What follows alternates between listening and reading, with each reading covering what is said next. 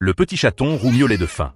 Il essayait de s'approcher de la chatte pour téter un peu de lait, mais celle-ci le repoussa sans ménagement.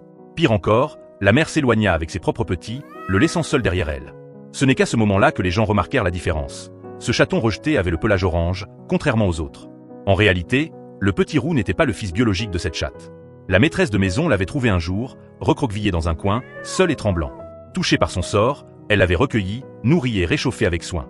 Malgré cela, le chaton semblait toujours en manque de sécurité. Sans la chaleur d'une mère, il paraissait mélancolique et solitaire. Plus tard, la femme eut une idée. Puisqu'elle avait chez elle une chatte qui venait de mettre bas, pourquoi ne pas tenter de la faire adopter le petit roux? Mais la mère, très sensible aux odeurs étrangères, se montra méfiante. Dès que le chaton s'approchait, elle le chassait vivement. Il tenta plusieurs fois de se rapprocher, mais chaque fois, la chatte s'écartait en emmenant sa portée. Pourtant, le petit roux ne se découragea pas. Bien que sa maîtresse lui ait préparé sa propre litière et sa gamelle, il continuait de désirer l'amour maternel. Il essayait de jouer avec les autres chatons, espérant ainsi gagner la confiance de la mère. Mais celle-ci, croyant qu'il voulait faire du mal à ses petits, le tint encore à distance.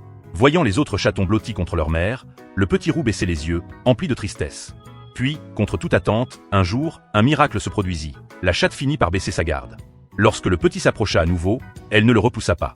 Elle le laissa téter tranquillement, tandis qu'il, ému, pressait doucement son ventre de ses petites pattes.